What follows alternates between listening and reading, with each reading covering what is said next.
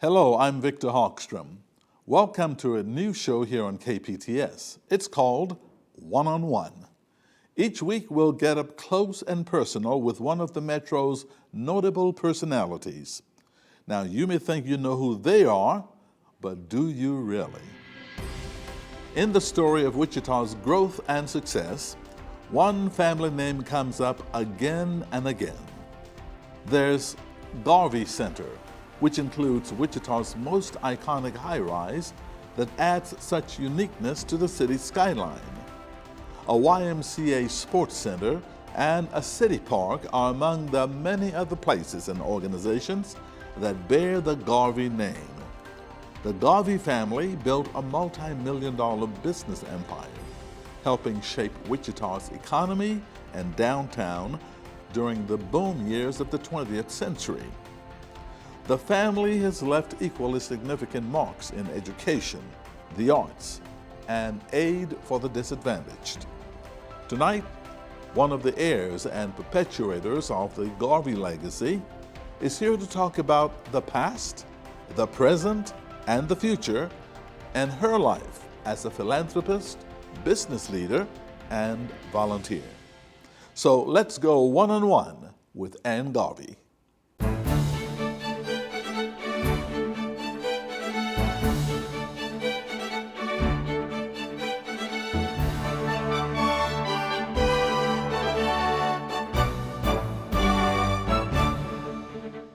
It's a pleasure to have you, Ann. Thank you. Happy to be here. Great to have you. Yeah.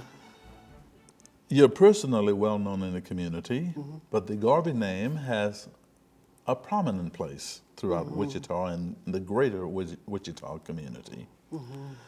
My question is, how has that shaped your own role in the community and your thinking? Everything has evolved.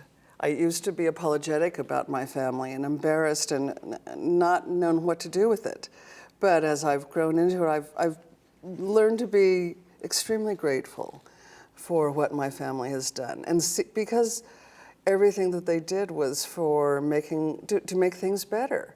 My grandparents were that way. My parents, they worked very hard. I don't know anyone who ever worked harder than my father and mother to make the world a better place. And not just in Wichita, but all over the world. So why were you apologetic in the beginning? Well, because I thought I don't know. I thought I had something that others didn't have. And what I had was a great gift of a wonderful family. And I've learned that that's something to be proud of. And now I have to try to live up to that. So carrying on that legacy. And so your great-grandparents, Ray. That were my grandparents. Your grandparents, Ray and Olive. Ray and Olive were my father's parents, Olive Garvey, And they grew up in small towns. Well, not only, my grandfather was born in a sod house, my grandmother in a covered wagon. Wow. Then she was raised in southern Kansas, came here. They lived in Colby and moved to Wichita so they could have more culture. Grandmother wanted that. And she was well educated, 11th generation Quaker, and wanted that for her family. So they came to Wichita in the 1927, I think. So how well do you remember them? I remember grandmother very well. My grandfather was killed in a car accident when I was a little girl. And we were talking about him just the other day. I think of him like Will Rogers, and he played with us, and he played horseshoes. So he was our grandfather. But once he received an honorary doctorate, so we thought he was going to become our doctor that we would go see. But grandmother played a huge part and huge influence in my life, particularly because she, at the age of 65, had to take on this running a huge business empire when her husband was killed, and she ran it and did remarkable things until she was 100 years old and lived a vibrant life. And your mother had a mission in life. Private education was very important to her. Very important. Why was it? She was horrified with what she heard from my older brothers coming home from public school. She was really alarmed that they were not being properly educated, and she sought out a group of people who were trying to do alternative education then. And this little tiny school started as, it was Christopher Rankin School for Gifted Children. and it evolved into... Why you laugh? Oh, with gifted children. I love that name. I mean, that is a name that's evolved. It evolved into the independent school, which then became Wichita Collegiate. So she was one of the founders and a trustee for, I think, 19 years of that, Wichita Collegiate. And then in 1980, she decided there needed to be yet another private alternative school that was that could serve as a prototype and be less expensive than the collegiate school was. And so that's when she single-handedly began the independent school, which is still going to this day, very successfully. But your parents did something also that was special for this community, instrumental in the establishment of your favorite public television station. KPTS. Yes. KPTS Channel 8. Grandmother Garvey and my father, he was on, both helped with the station, gave them their first, the location in the Derby building, helped build the first tower, I think, and gave me to the station to work as a volunteer. And I got to work there. Well, they didn't give me, they didn't give KPTS to me. I went there because I was fascinated with the idea of public TV and got to work with the most creative group of people for a year. And there was no structure, there were no rules, but it was this iconic group of zany people willing to try everything. And we did. I was on the air almost every day for a year, doing anything that was asked. I was the poor little fruitcake girl at Christmas because the station sold fruitcake to raise money. And so Interesting. I had a live 30-minute TV show every week with Jonathan Katz, and we interviewed whoever happened to be visiting Wichita, and among them were Buckminster Fuller, Chuck Berry. I need to go find the archives and see who else we interviewed. But every week we interviewed them. If they didn't show up, we talked to each other. So how has your mother's role in life, especially so a role in education, the arts, and supporting the disadvantaged, how has that role impacted your life? Oh, from the childhood. We were taken to the children's home, and the children were brought to our house from the children's home so we could share. Mother went door to door with League of Women Voters, helping, asking women to register to vote, or people to register to vote.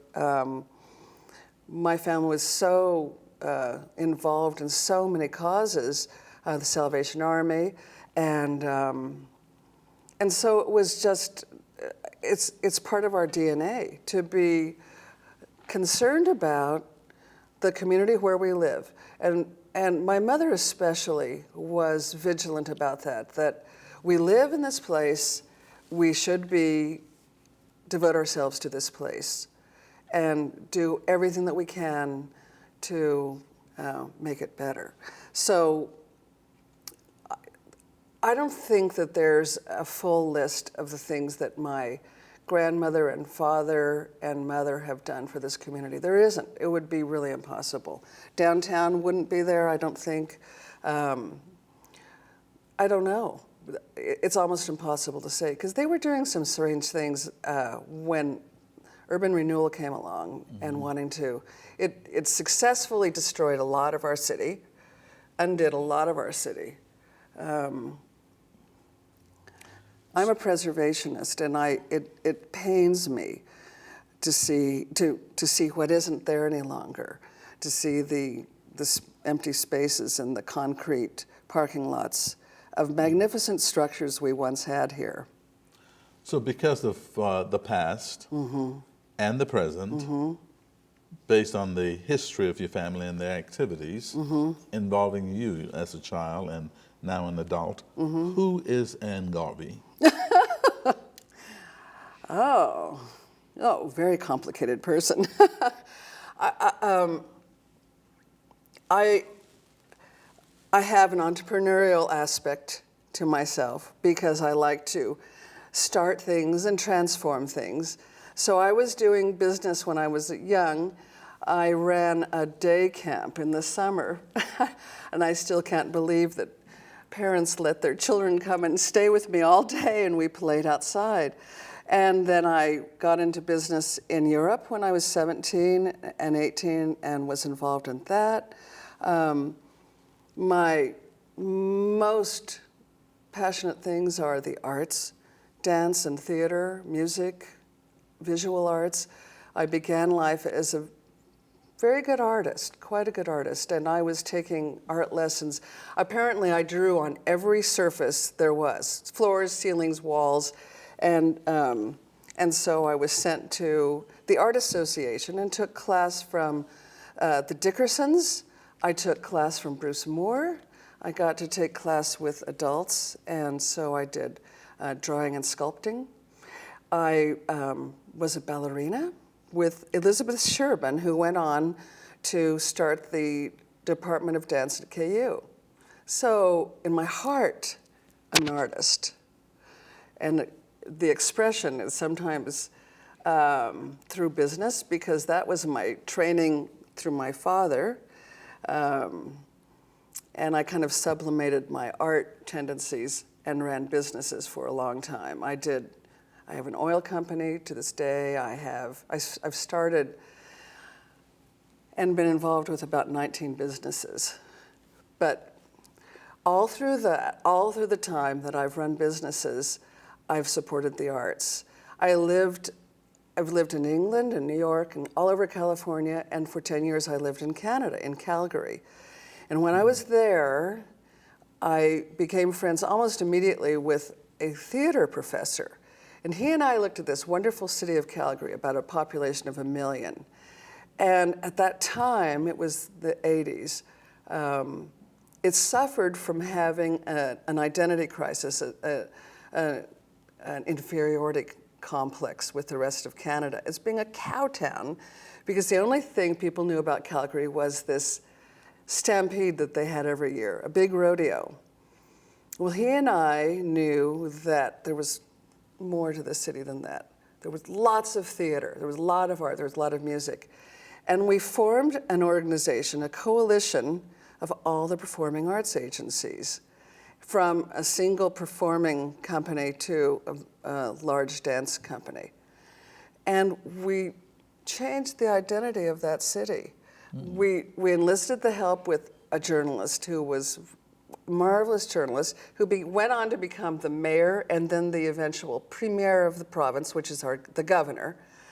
And we just began shifting the consciousness of that city.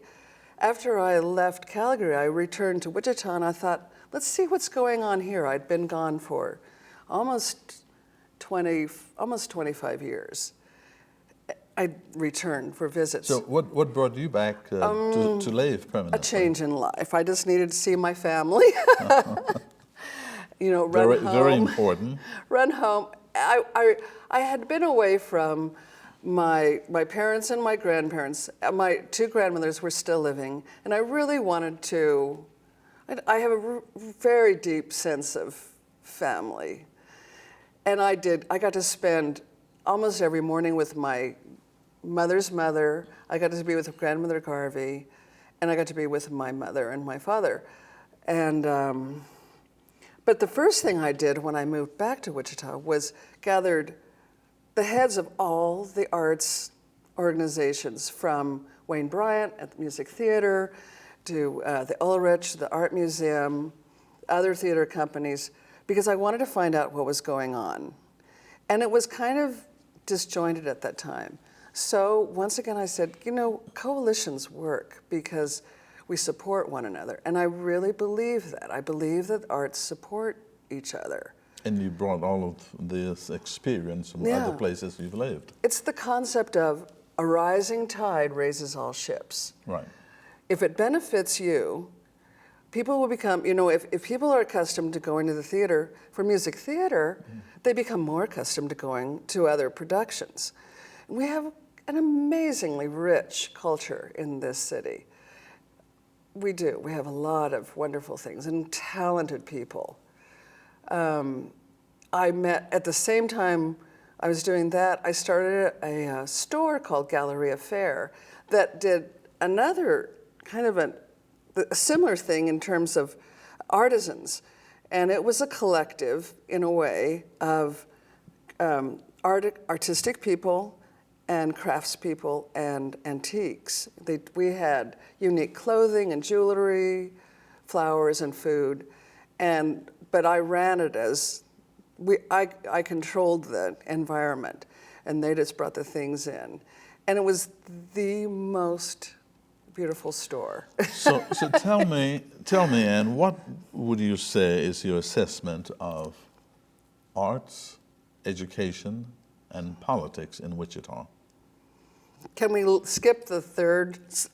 Politics? I don't want to talk about that. I'd better stay away from that. Because I think the most successful thing we have in Wichita are the arts. And we need to acknowledge that. It's the thing that draws people here. Now, you're not saying that because you're an artist. No, I'm saying that because when everything else is gone, you have art. And when people go to a city and they're looking around at what kind of an environment is going to be there, if they're considering a move here, what are they looking at? What are we going to do with our free time? Where is there to go? We have museums, we have Botanica, we have the zoo, we have. At one time we had 19 museums. So you're saying here, that there are other things that need improvement other than the arts in education, because if that's the number one thing, what else we need to do here? We need to get everybody together. And actually, we are getting together. We just need to consciously acknowledge that is present, and that the arts matter as much or more than anything. It doesn't just enrich the life, it improves the life, it improves the mental facility that we have, Right. faculties. Yeah, that too.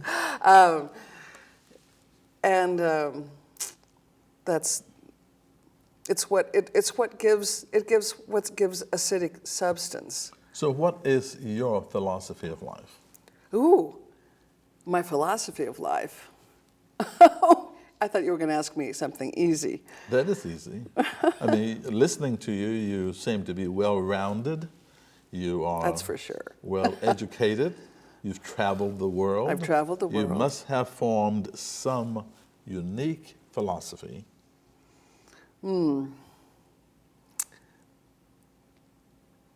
Well, we're all unique. I don't know. I celebrate a lot of people and admire a lot of people. And you said your precepts are do good. I And think, care not to whom. right. Would that be your philosophy? That's a good line, sure. And I really think that that's true. I learn I try to treat people kindly, but I try to be honest too.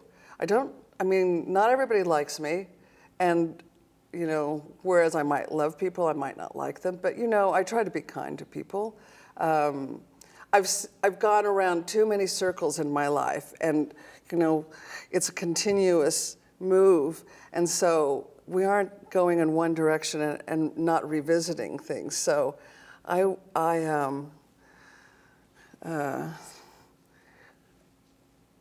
difficulty is that I really care about a lot of people. It's hard to keep up with them. It's hard to So what stay in makes touch. Ann Garvey happy? Ooh, I'm a happy person. I have a strong belief in good. I hope it's not always unshakable. I was shaken up a bit over the elections. I call it the election wars. It was quite disturbing. But I think things like that help renew our steadfastness to reinforcing strong beliefs. So I believe in the power of good, the absolute ultimate power of good. And I think anybody can understand what good is. And you said We the all know world that. is wide. The world is wide.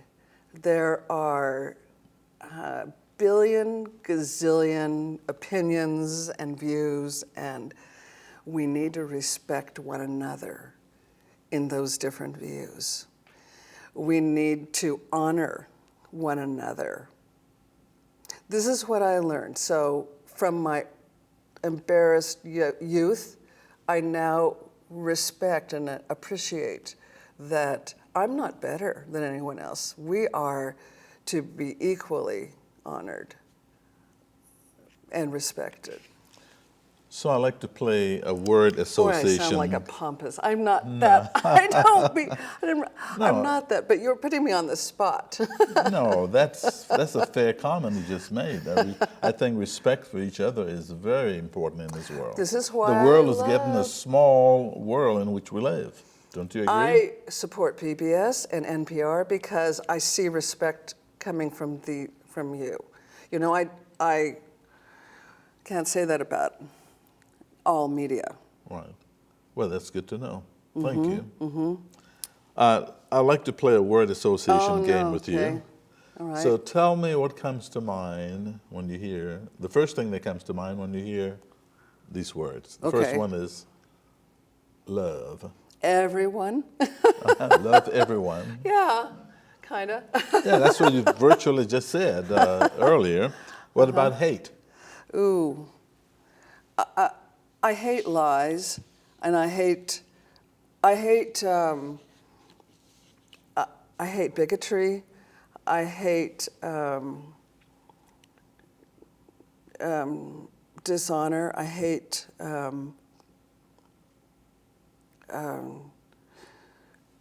meanness. What are those words I'm looking for? I hate that behavior. I hate the cruelty and What about the word scary? scary. Scary. I don't know that word.